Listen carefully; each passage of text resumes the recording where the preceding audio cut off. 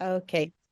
So hello, everybody. I'm very happy to host you on the second webinar in the framework of the S+T+ARTS for Africa project. We are Borut and Maya coming from PINA, and we are very happy today that we have three distinguished guests with us, Femi Johnson, Francis J. Brown, and also David Songo. Yes, so basically we as the partners in the S+T+ARTS for Africa project are responsible for the academy. PINA is an organization that has as well background in culture, arts, and also intermedia art. So we are very happy as well that, like, as part of S+T+ARTS network, we are now as well opening the possibilities for a cooperation with African countries, and we are very happy to develop this together with you. So welcome here. So today our aim is to have a bit of a look into the good practices, what is already happening and can serve as a source of inspiration. And for that, as I said, we have three guests with us. And so that I don't talk too long, I would first give a word to David. David is an artist coming from Congo. I will just for a second stop sharing the screen. Yeah, artist coming from Congolese composer and visual artists. Between 2019 and 2023, he was a research artist at Swiss National Science Foundation. David grew up in Boma in the central Congo region, Congo Kingdom, and pursued his postgraduate studies in computer science on network and telecommunications in Lubumbashi, in Katanga, two major cities in Democratic Republic of Congo. And marked by a strong presence of colonial past and connected by an important railway network that primarily served to transport raw materials from Lubumbashi into Katanga to the port of Boma during the colonial era. The historical and political significance of these cities has shaped David Songo's approach as an artist, leading him to continually question space as an existential and political composition. We have met David this year in Ars Electronica Festival, where as well he had his piece presented, so he will share something more about this with us now. So David, the word is yours. Okay, thank you so much, Maya, for your presentation. So maybe it is better to open this, yeah. So welcome, Mr. Femi, and it was a pleasure to meet you in Ars Electronica. And so my English is not perfect. You know, I'm living in Congo and I need to practice anytime.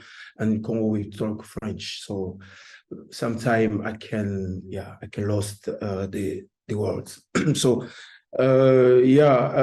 we can start with my PowerPoint. It is not good, but it can help talk about my practice. No, I think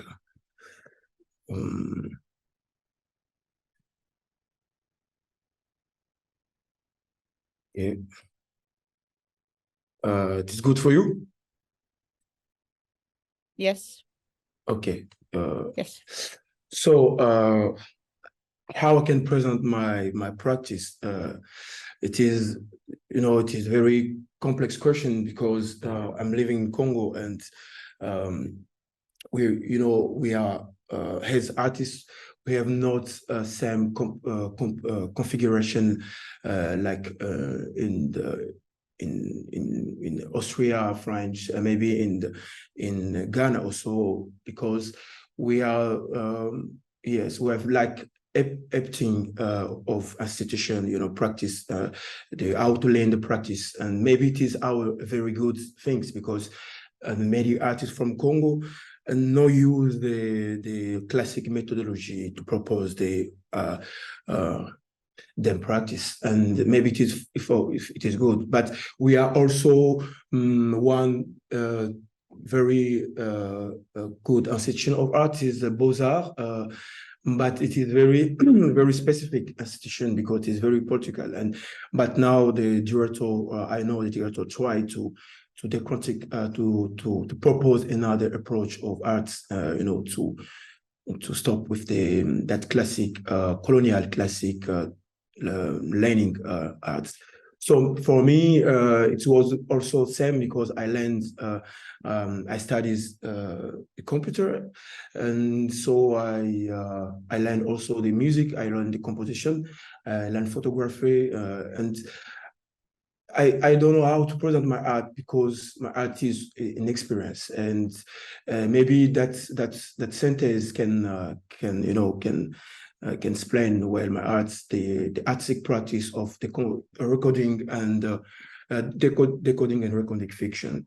So before to talk about my work, to present my work, maybe I can talk to you about our institution we are creating in Congo. It is Studio 1960. 1960 is very important dates in the colonial area, independent area in Africa and Congo also. So for us, it was very important to create one space, one independent space. Thinking about how we can create without money, without maybe opportunity, without institution, and how we can also organize the diffusion of arts, the event like the festival, and we're created with one artist from Congo also, Ada Sangamba, is living in Belgium. We work a lot in epistemology question and the new approach artistic, and how we can how we can propose really new practice. For example, and Femi, we're talking with Femi, and the many Congolese people from the work on Congolese people talk about the appropriation of a story. So it is like we ask the person to reappropriate very violent story, and in the past. And in our structure, we are trying to do, okay, we can appropriation our story, our colonial memory, but we can also create a new memory, a new fiction, a new, because for us, the present and future, it is very subject for us. So this is our festival, Piano, and I'm a director of that festival, and it is the free edition. So we can check in internet, and yeah. So I want to talk about Bilokos because it is one project we are working in the festival. It is how we can propose the alternative industry of instruments, because we have many problems of instruments in Congo. So how we can learn the traditional practice and how we can put that in present. We can talk about that the connection between traditional practice and the technology after, but it is that idea to go to learn what is our practice, our technology. I don't know, very old technology or new technology, but what it means our technology, and what is the possibility we can use in that technology, and what we can propose also. And Bilokos, it is the project to create the piano, Congo piano, from the traditional piano in Congo, Madimba. It is like this, yeah. And we work with Academy of Fine Arts of Kinshasa, Geneva University, and Wallonia Brussels International, and European Union. So that is my my work. I started to present my work. Composition, fiction, and existence.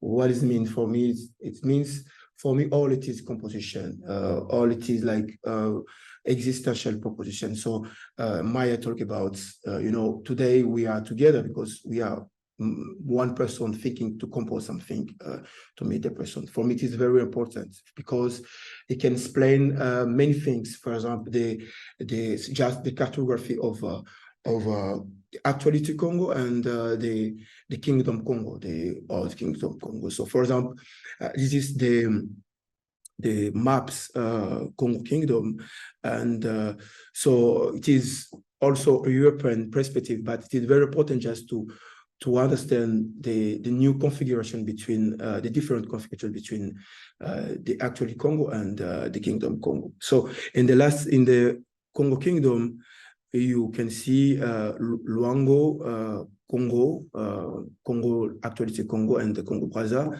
Angola, and Beguila. So all this, it was one political configuration called culture configuration. You know, it is very independent place. It is like it was kingdom, you know, and in the around Congo Kingdom, it was also another kingdom. For example, the Lunda Kingdom, Bunga Kingdom, you know. So in the new our actuality maps, the colonial maps after colonization of Belgium. So you can see in the maps is coming big, and the many another kingdom can, you know, we the colonial kingdom, colonial Belgium include that in the new configuration, and that configuration is what the fiction of Leopold to create the place of new markets, of all investigation, all person can come to give the money for exploitation, for example, caoutchouc, I don't know, rubber. In English, I think it is rubber, and the forest, and it is also the mineral. So, and when I talk the configuration, composition, fiction, and existence, it's that two maps explain that. For example, the Congo, it is the composition of, actually the Congo, it is the composition of Leopold, and it is a fiction of colonial industry. It was just the free market for exploitation, and it is our existence, you know, we exist in that place. And so how you can do when you exist that place, and what with that contradiction algorithm, you know, like you have two algorithms and you are in that algorithm, you must understand what is the information you must tell it in between that two algorithms. It is like our country. So in that practice, we are one project. The project is SIATA. I propose one project is a SIATA lab paired project.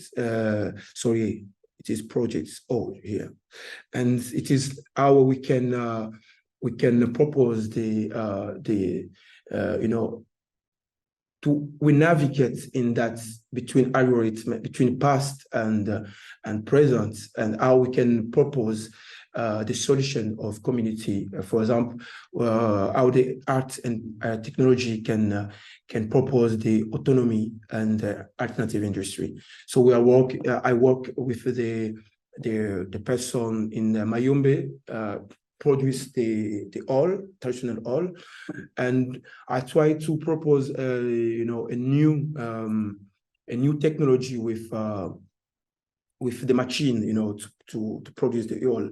So we had not have a lot of money, but it was just my project.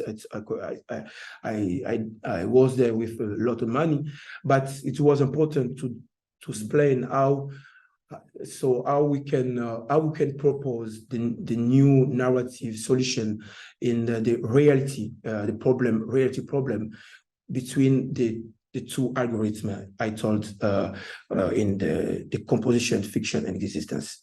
So I present you the really artistic projects, because the lab it is a very big project, and I have not money for that at the moment. So I want to present you my last project in Biennale Venice. It was in October. So the project is Interview of Silence, Tribune Congo mapping. So it is that idea in mappings I told you. how we can how anytime I question the mapping, how it can give me another information I cannot see in the society, for example. So in that project, it was the idea to question the silence in the society. What does it mean silence? In the music, silence can be clear because we have many definition and complex definition of that. Silence, it is maybe the nothing, it is the apty, it is the transition between the two rhythms, two sounds. So it is not nothing, it is something in music. But in society, what does it mean silence? I cannot answer that. And for me, it was important to ask that question and to connect that question with the silence in the one story of war in the Congo. Maybe you know that story of war. It is the story of the mineral, the war mineral in the east, in the Congo, in the Goma, in the Kivu. And in that story in the war, we have many silence. So I just question in that story, and that to go to meet the victim, the person, the woman, for women, and to talk with them about what is your silence? Why talk about justice, for example? You talk just about help. We need the help. We need food, but why you not talk about, for example, the justice? Because all the journalists come in Congo want just to film the person needs the food, need the blah blah blah. So it's what's very important for me to talk with them and to take that silence like material and to work with that, to practice with that, and to use also the technology, the electronic specialization to work with Miller Phuket. It is a very good, very big composer, electronic and coding, and I work with many persons to try how we can take the silence like material.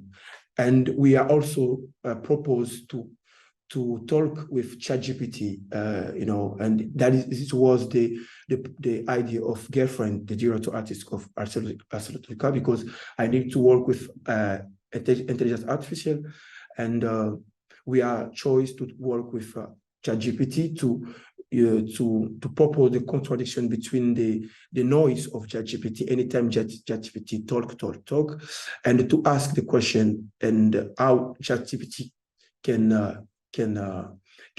answer that. And ChatGPT no answer my question. And my question was like, today we are in the Biennale, give us the solution for that woman. And ChatGPT no answer that. It is very important to also to see the silence of technology, to say, okay, technology have also the limits in our problem. And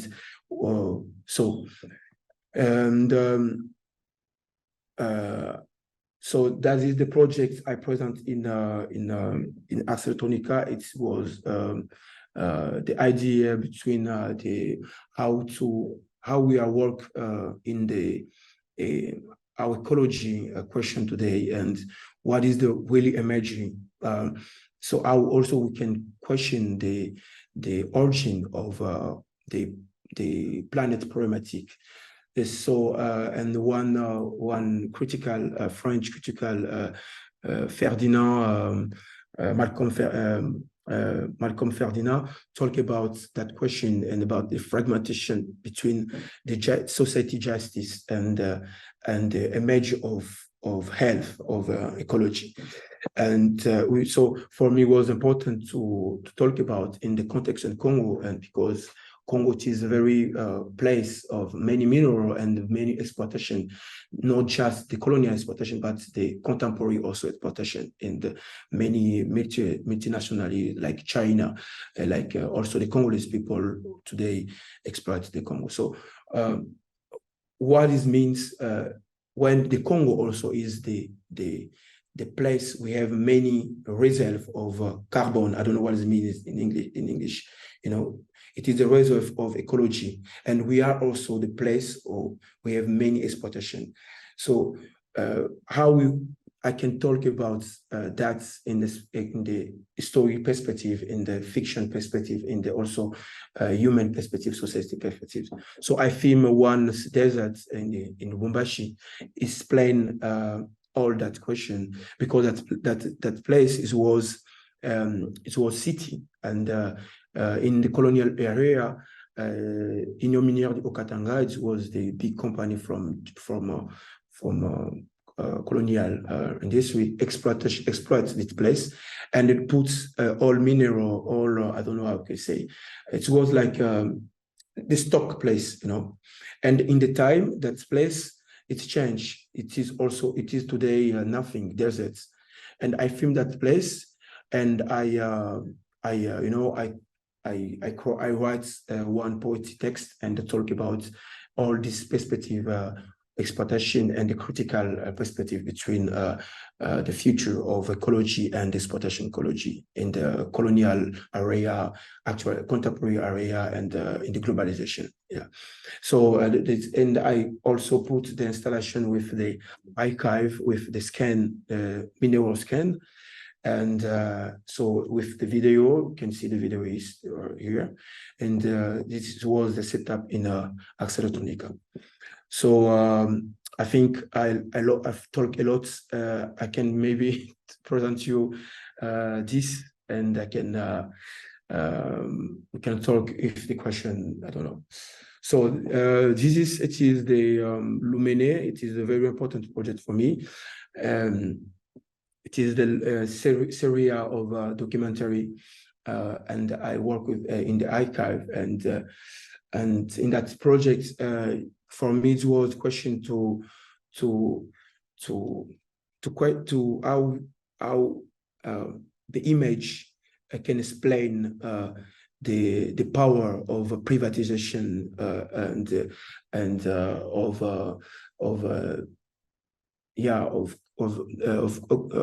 no, I don't know how can you read that, these words, in French it means connaissance, savoir, you know, and how also it can explain the all problematic of you know, of composition, of how we can present to present another person and to present yourself in the today in Congo, for example, in the world, how we are present the Black people and the white people, what it means in the how the image can just explain that, and how you can explain the question of today we are talking anytime the question of restitution.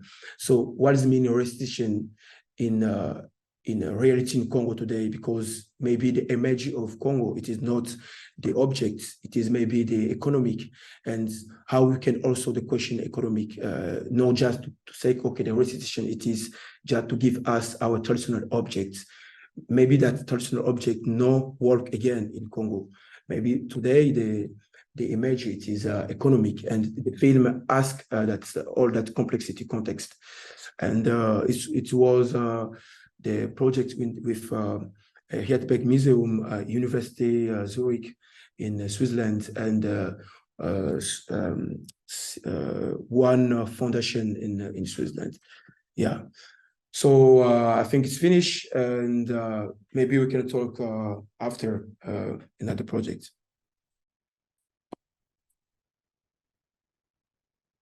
Thank you, David. Does anybody have some question maybe for David? Yeah.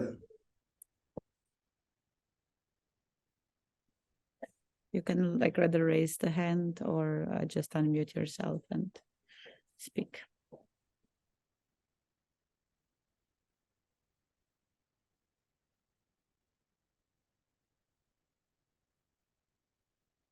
Any question? We can maybe it's not like you can give another person. You can talk. Bora, No? do you want to? Yes, I wanted to wait a little bit if anybody else would have a question. I'm just interested, David. I mean, here in Europe, we hear from media that the situation in your country is not really nice. It's struggling right now, and I wanted to know how the situation is right now, and how is this affecting your work? I think it is very philosophic question, because to how my country can affect me, I can say it is a very banal question, because I am in Congo, but it is also a very interesting question, because it's also it is like you ask me what it means for me to traveling maybe in Europe to work with many person when many people in Congo no have the money to travel, no have the money to eat, no have the possibility to live, and about that question of that story of war in the Kivu.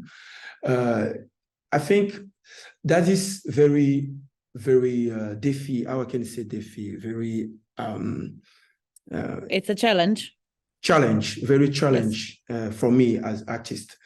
So how I can do the art, how I can propose the aesthetic fastly. For me, art, it is aesthetic, and that aesthetic, it can be the political aesthetic, the society's aesthetic, the I don't know, the poetic, the fiction, and I think I use all this to explain my attachment, my feeling about that story in my country, and I use all possibility I can have to explain something. It is for that I am not just musician, because many persons know me like musician, like a composer, because I understand I cannot just be composer in Congo. I must be many things. I must be a photographer, because I need image. I need also to propose image, because we have many problems in image. I must be filmmaker, because it is very important to create the movements in the narration. So all this, I use that to explain that. Maybe I know win for moments, but it is not also my you know, I not need to win. Yeah.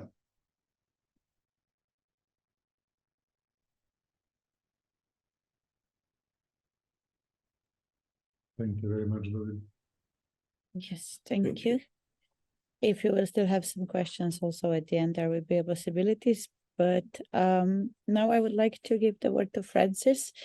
Francis is the founder and the creative director of Anima X FJB Studios, an award-winning filmmaker from Ghana, trained in a number of different cinematic mediums and has over 10 years experience in the audiovisual industry.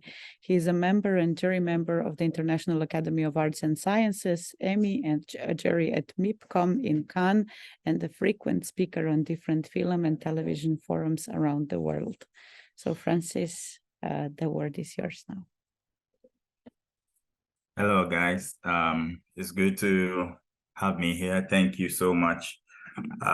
Today, I'll be mainly talking about how technology and art has come to really marry themselves over the years, and it's helping both the technologists and also the artists break boundaries and barriers in various fields. My presentation, I'd like to share my screen.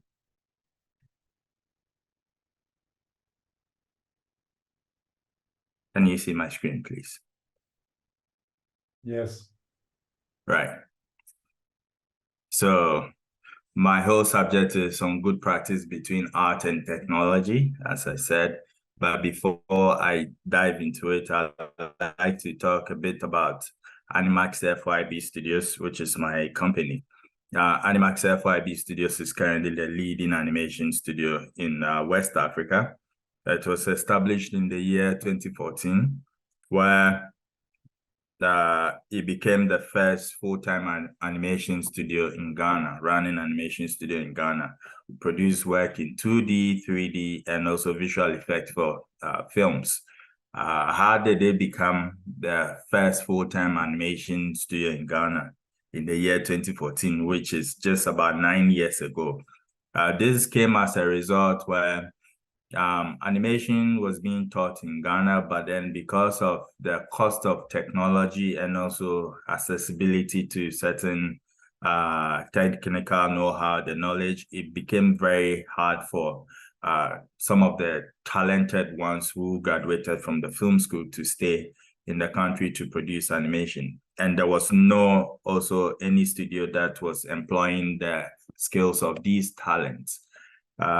So when I also completed and my film was doing so well as a graduate, the graduation film was winning awards here and there, taking me all over the world. I came to the point of also leaving the country, but then I decided not to because I want to be telling the authentic African stories. And there is no better place to tell these stories than to tell them back at home in Ghana. But there was also one thing that was my biggest challenge. First of all, I'm a freshman from school. I'm also just an artist. I wasn't a businessman. So accidentally, I had to turn into an entrepreneur, which then started the whole movement. And today, it houses about 16 to 17 in-house workers, talent, and also about 6 working remotely from other countries.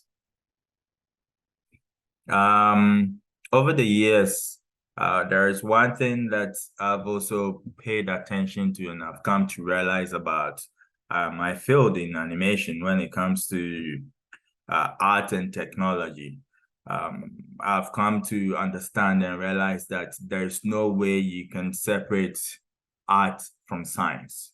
The two always have a way of interlocking themselves, like they're always in marriage. They're a couple. You can't separate them. The moment you separate them, then you start seeing all the defects and also start seeing all the loopholes in each sector. I'll be talking about 10 points, or I'll be highlighting on 10 points that shows good practice of these collaboration between the arts and technology, or the art and sciences. The first one will be cross-disciplinary teams.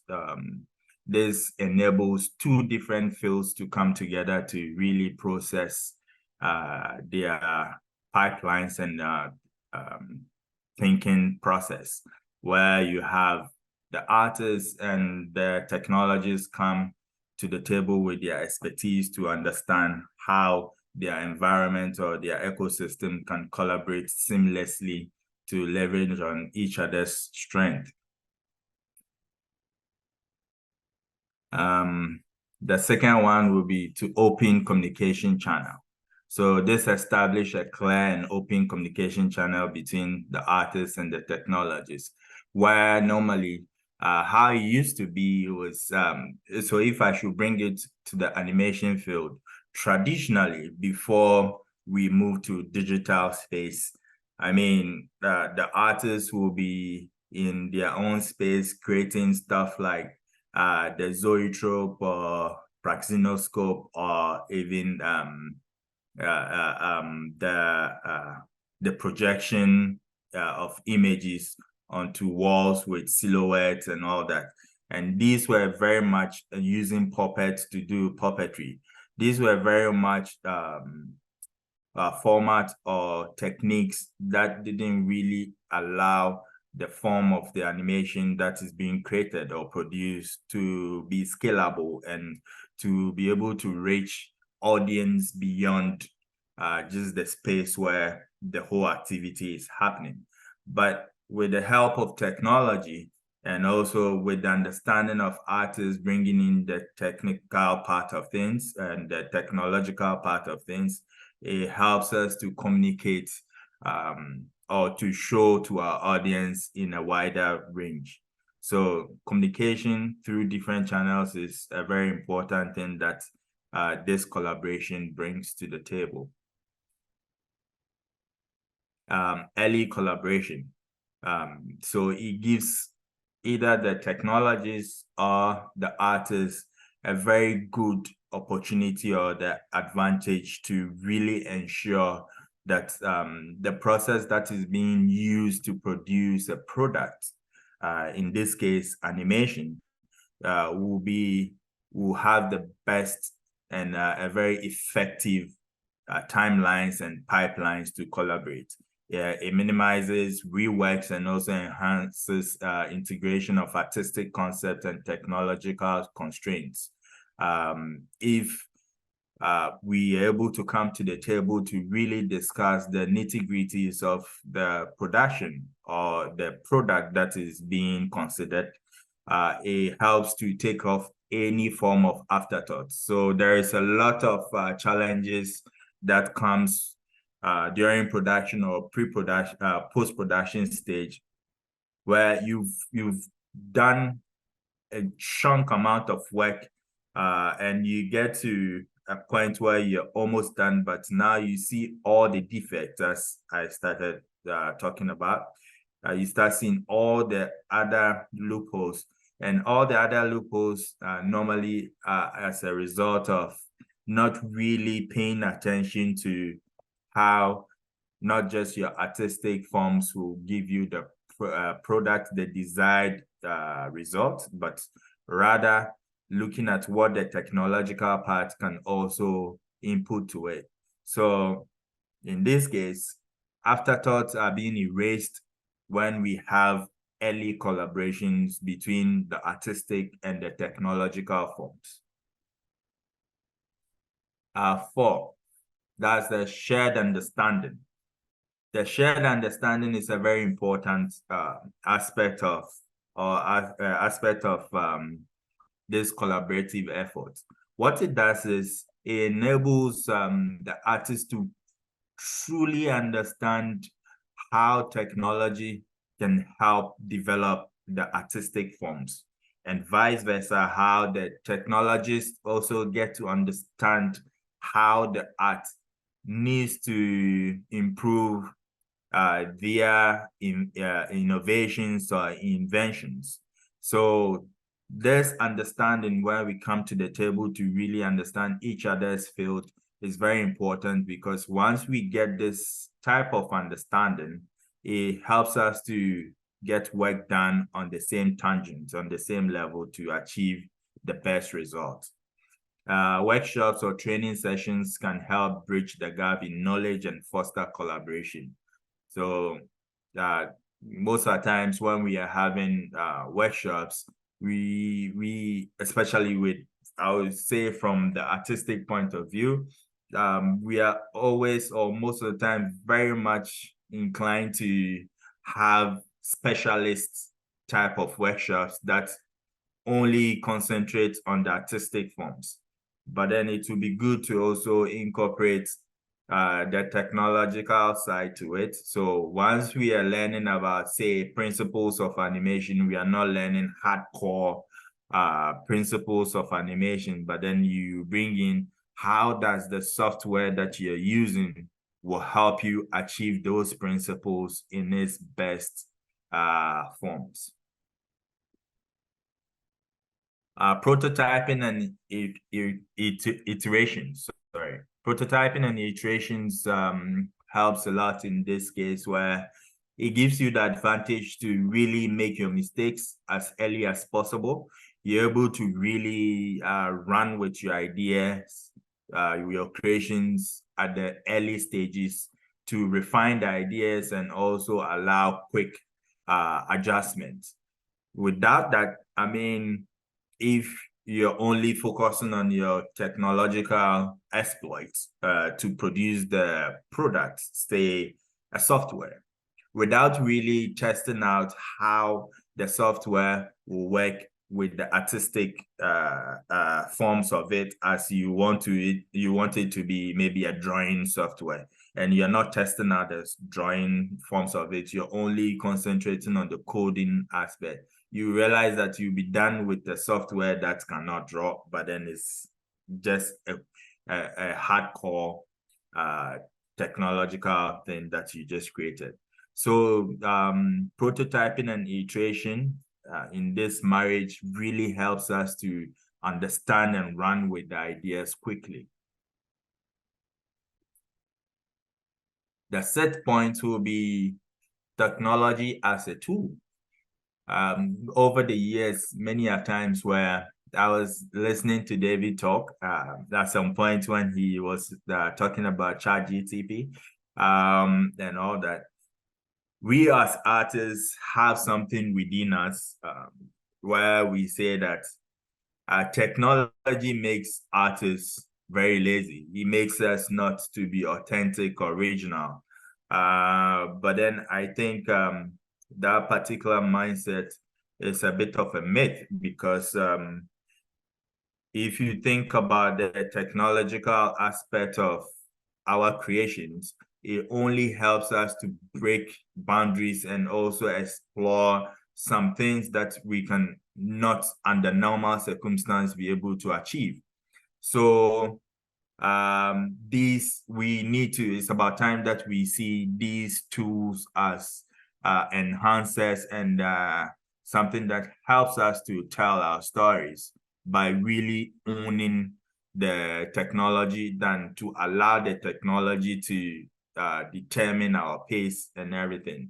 So for example, with Midjourney at the studio, once we started exploring on some of the new apps and AI tools that has been developed, to see how best it can really show us what we are lacking in our process or in our production pipelines.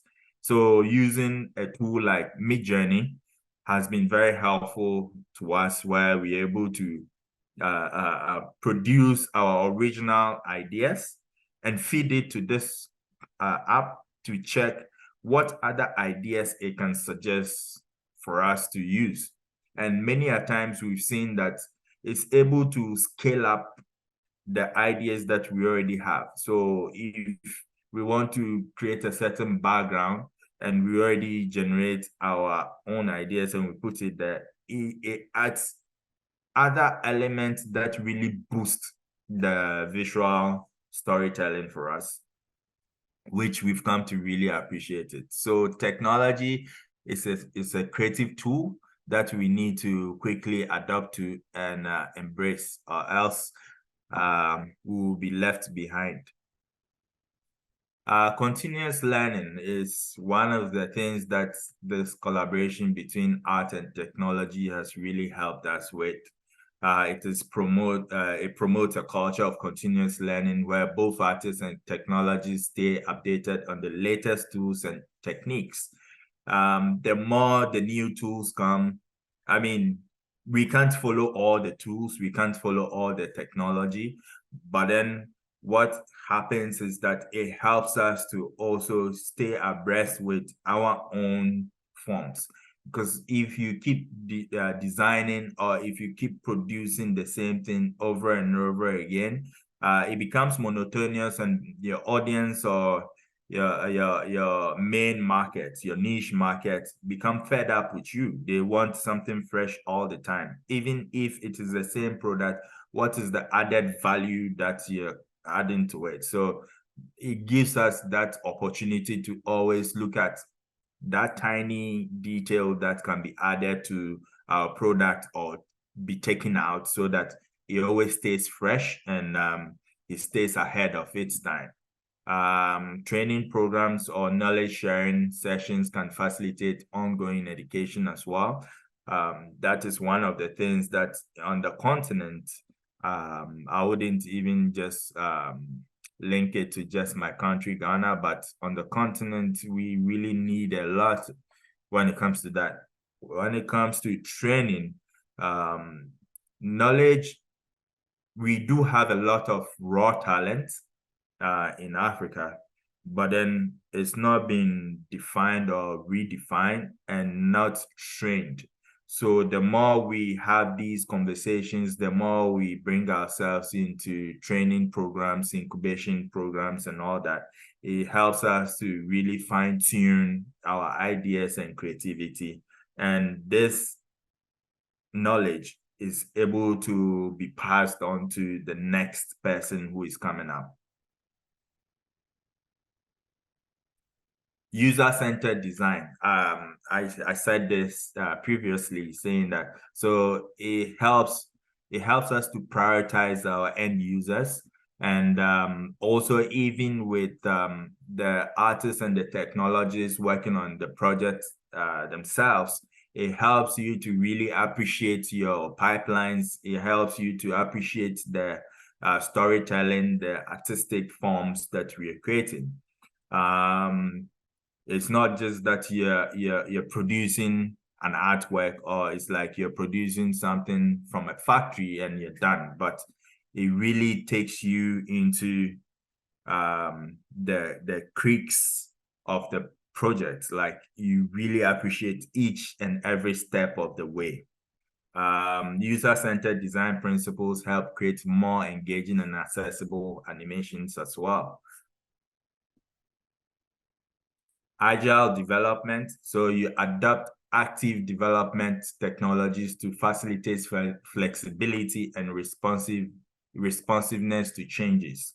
So this gives and allows you to quickly make changes. It gives, because the whole process has been documented in a way, it gives you that opportunity to go back into your production timelines or chain to quickly make changes.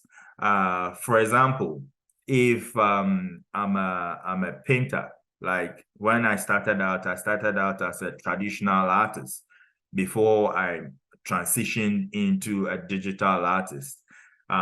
In the traditional art form, I was producing work in ceramics. I was producing work in contemporary art, that's painting on canvas, and also leather work.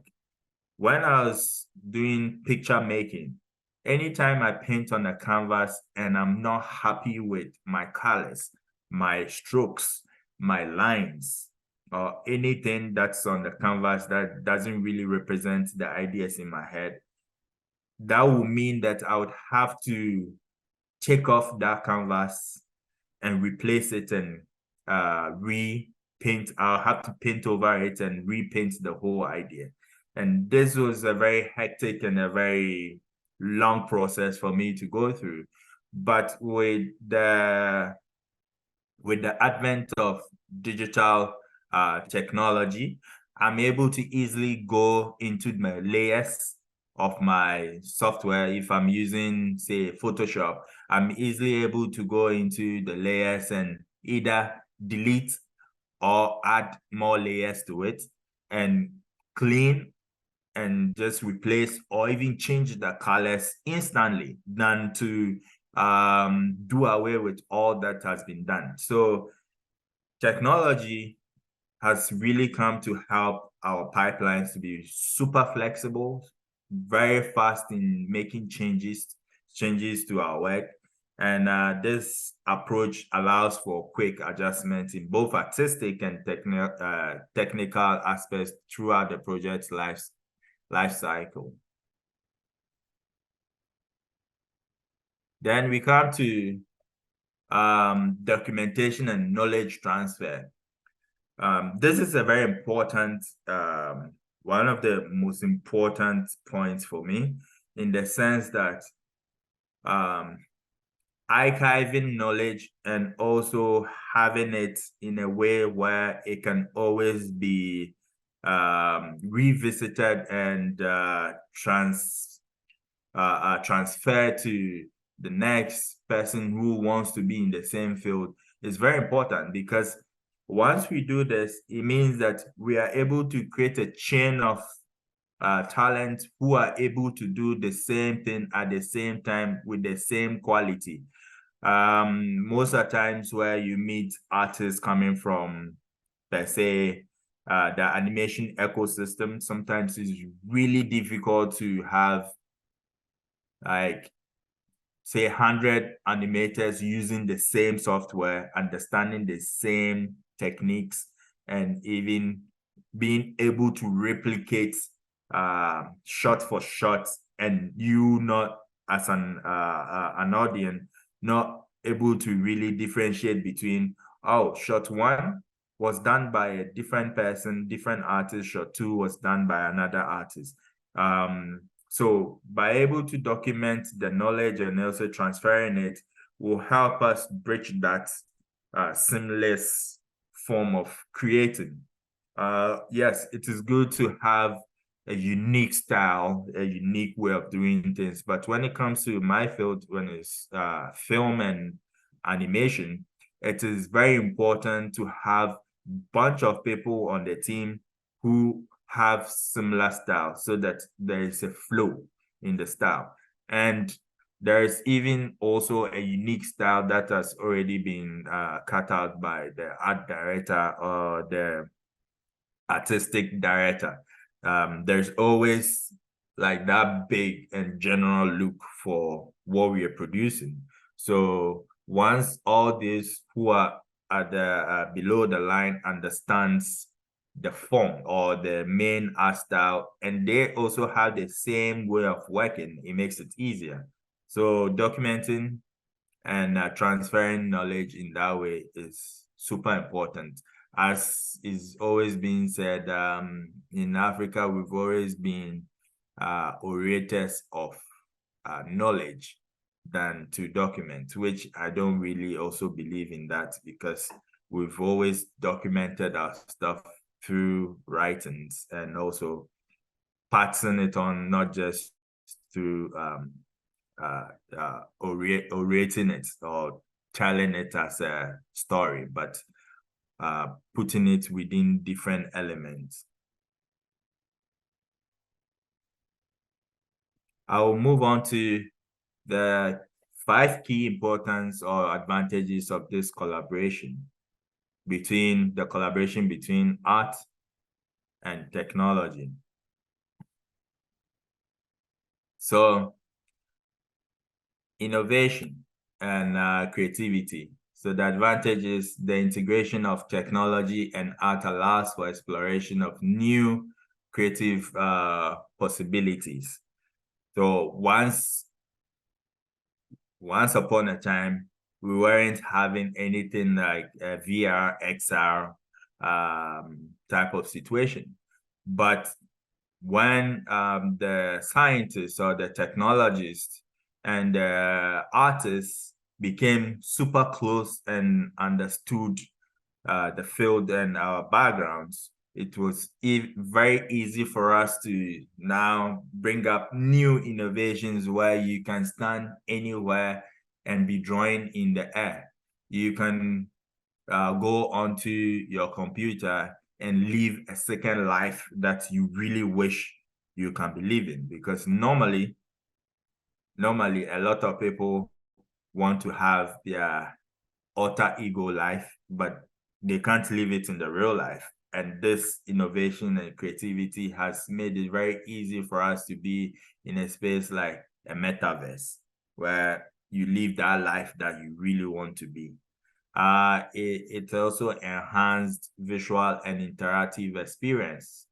As I said, whenever we create our concept art and we feed it to this new AI technology like Midjourney, it's able to boost the idea for us, or even just take out elements from what we have and able to guide us and think through with us, basically. So it's not making like an autocratic decision for you, but it's giving you different suggestions that you as an artist has the control over your art and will determine if you would like to add it up or not. Efficiency and workflow improvement. It cut out a lot of delays. It cut out a lot of using a lot of resource to produce something at a very short period of time. Most of the time we usually use, some people even used about 3 years to produce a full-length animation film. But with the help of technology, with the help of softwares and new techniques like 3D, we're able to produce animation under a year. Between a year to 2 years, you have a feature-length film produced. So, and expanded reach and accessibility, as I said, with the puppetry and all those zoetrope and praxinoscope and all that were created. It was normally just yourself and that mechanic, and you roll it and you're just watching it with your 2 naked eyes, and no one else sees what you're seeing.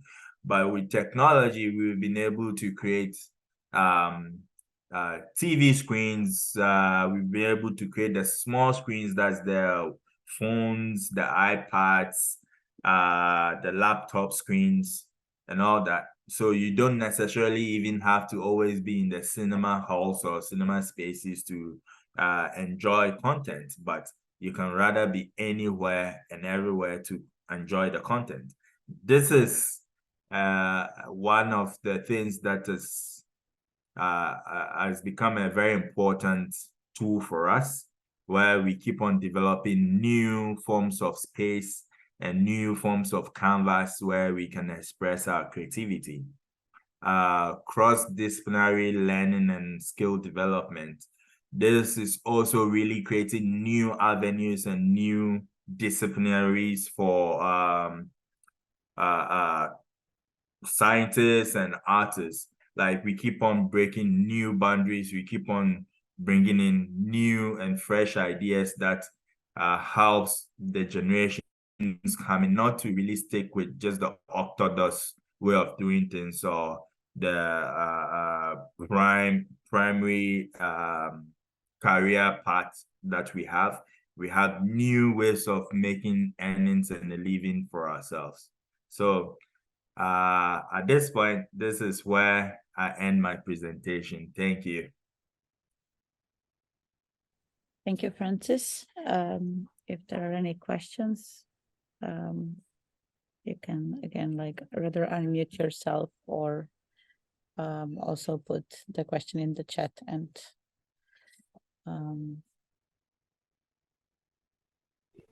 ask Francis. Thomas, you have a question for Francis? Okay.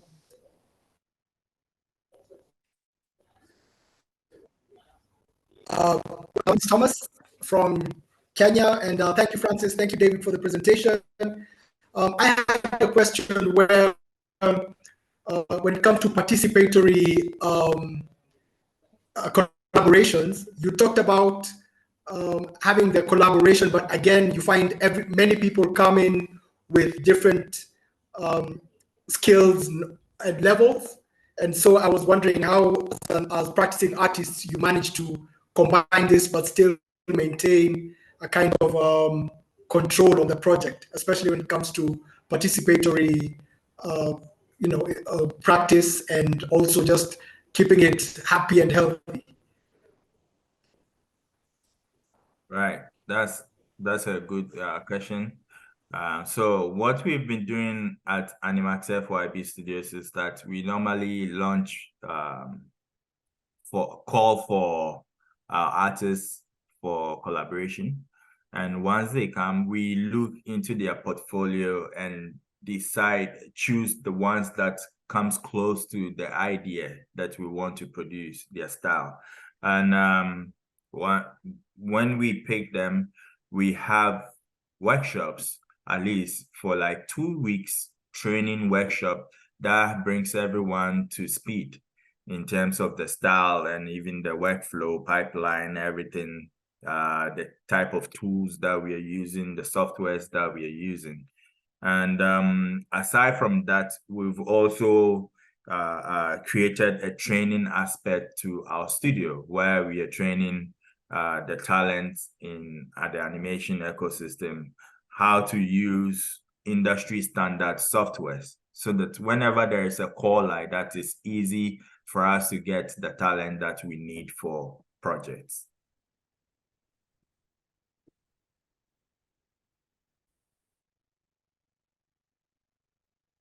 Great. Thank you, Francis. Okay, let's then move to our last speaker today. Femi Johnson is a luminary in the realms of digital heritage and arts and culture. As a digital heritage specialist at the Museum of African Art, MOVA, Femi is the forefront on a groundbreaking project with the digitalization of priceless African artifacts, particularly the revered Benin bronzes. His expertise extends globally as he collaborates with esteemed institutions such as RJM Museum in Cologne, the Pitt Rivers Museum in Oxford, Cambridge Museum, the Horinman Museum, and the Swiss Benin Initiative contributed to the preservation and appreciation of African heritage. He began this journey of digital archiving after being trained by the Factum Foundation and 3DS Scan. Femi Johnson is not merely a visionary, but a passionate advocate for integrating African culture into the fabric of emerging technology. He fervently believed that by harnessing the power of technology, we can usher in new and innovative ways to share the rich tapestry of African stories with the world, thereby preserving and celebrating the vibrant heritage of the continent. Femi, the word is yours.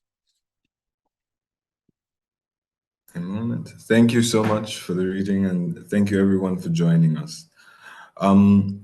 I wouldn't be able to give slides this evening because, first of all, the topic of our work is very controlled because it deals with very sensitive topics and there hasn't been any main publication. So, and lastly, I think it would be easier for us to share knowledge via asking questions after I've given you a brief breakdown of our work. So I work for the Museum of West African Art, which is a planned museum being housed in Benin Kingdom. It is an institution being built from the ground up, hence there are many different departments going on. We have modern and contemporary art, which is hosting the Nigerian pavilion at the Venice Biennale next year. We have the archaeological department, which works with the German archaeological department, and the British Museum, and they're doing really interesting things. There's public outreach, of course, because we reach out to schools and the environment around. And then there's our little old digital team, which is us. And if you bear with me, I could tell you the story because I believe our philosophy guides our actions, and you can see clearly how we've been working in the fields of culture and technology. So in 1897, the British launched a punitive attack of the Kingdom of Benin, and it was it was dissolved, it was demolished. A lot of things were destroyed and a lot of things were stolen. And this brings us to the artifact of much controversy around the world, but our topic of research at the museum, the Benin bronzes. The Benin bronze plaques, and I'm really glad you spoke earlier.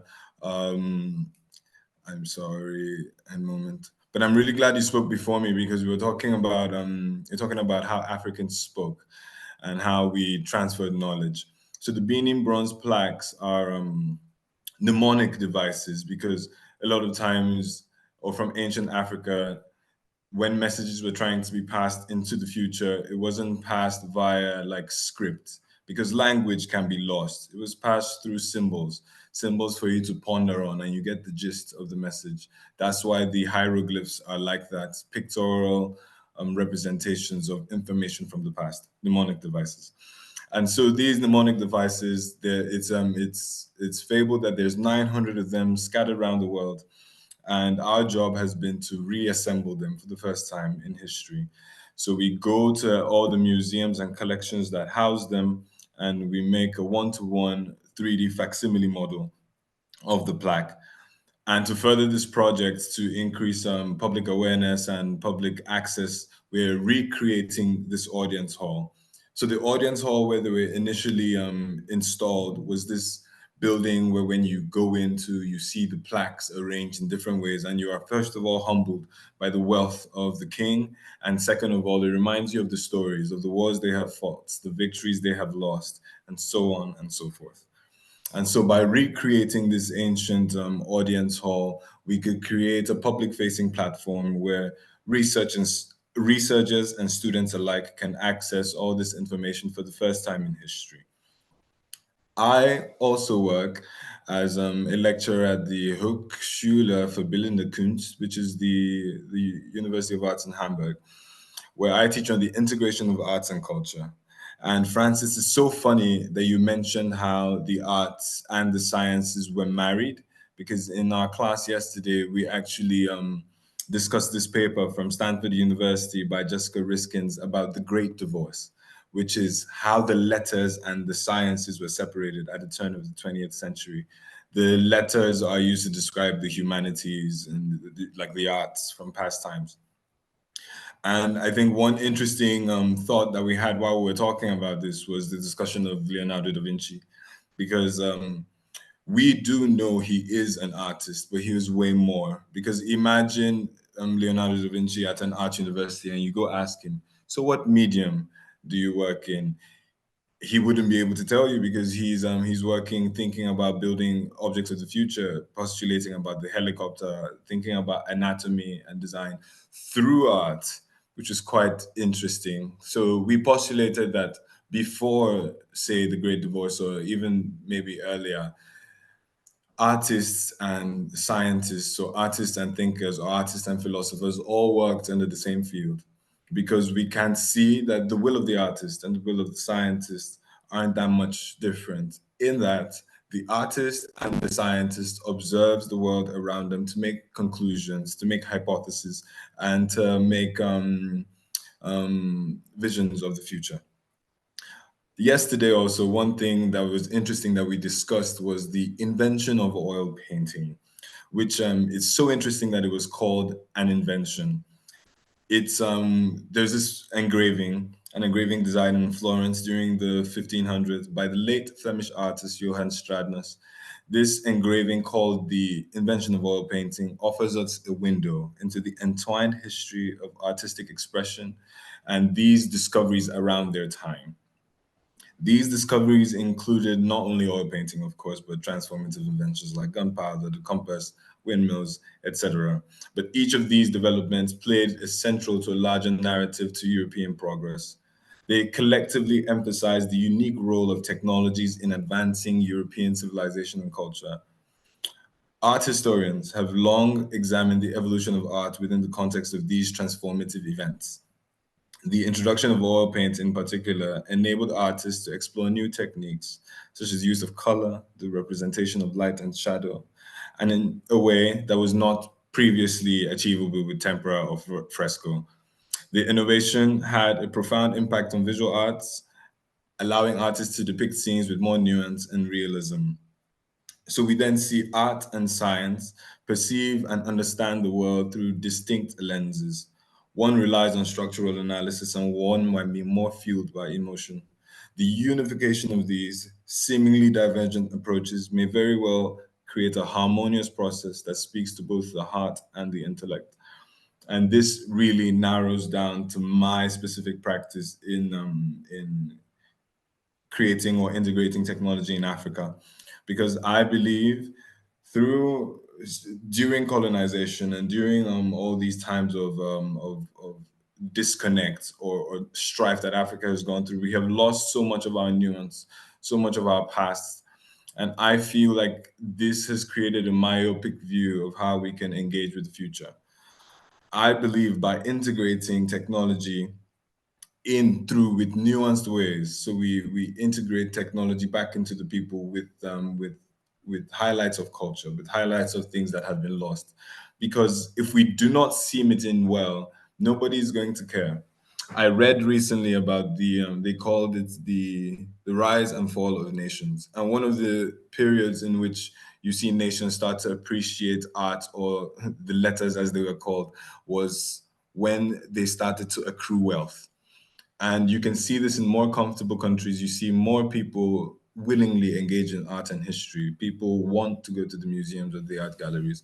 However, in Nigeria, at least where I'm from, if I go back and say, oh my God, we have repatriated 3,000 artifacts back to the people, the common person on the road is going to be like, give me bread, please, as opposed to an appreciation for the arts. However, if we can integrate history into ways of doing things, into artistic expression, into architecture, into like our day-to-day digital lives, like what we are doing at the museum, we can see a bridge into our ways of thinking and recreate the future in a way that we want to recreate it.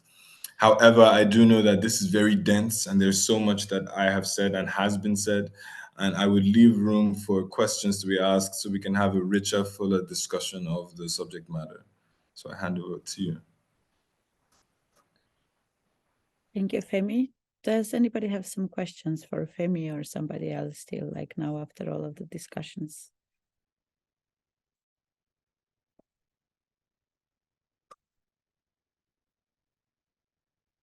Femi, maybe I would have a question, as we have been discussing, like how do you like envision more of this collaborations between science, technology, and arts, also integrated like in the sub-Saharan Africa?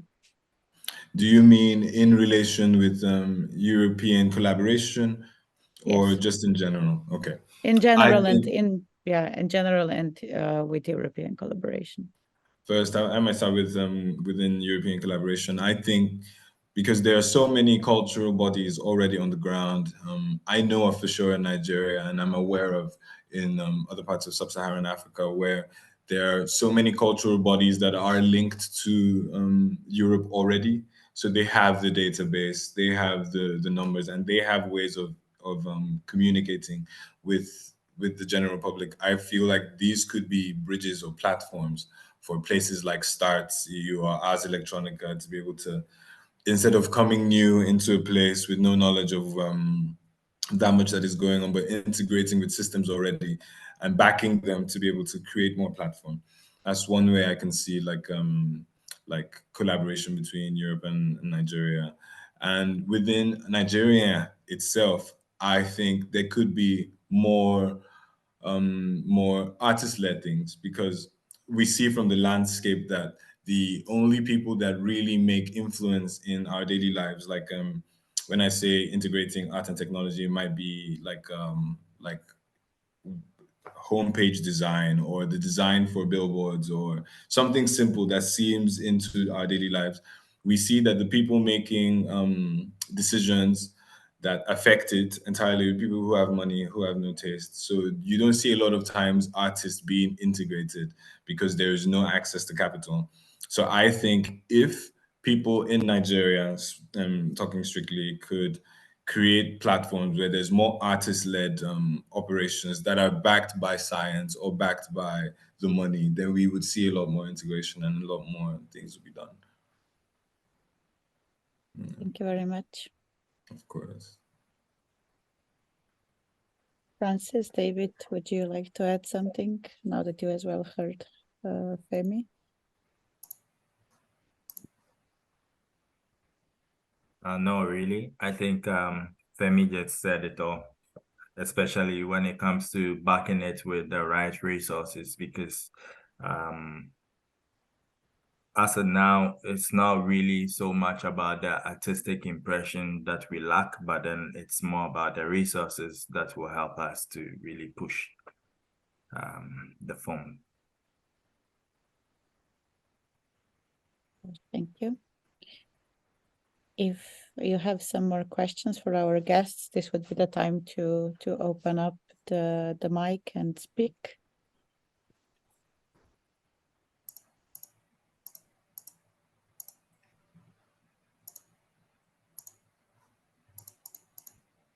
If not, then I will just share the last slide with invitation to the future webinars. So we are meeting again next week, 21st of November, with funding opportunities. So to share something more with you about what are the funding opportunities for the projects that can happen. And then 28th of November, we'll talk about project management from idea to implementation. And we finish up with success factors, so defining a successful projects on 5th of December. I would thank you very much, especially our guests, to be with us and share their projects and their views. I think it was very valuable to hear what is going on and what kind of practices have already been implemented. And I look very much forward to the future webinars and also the academy that it's coming. So thank you.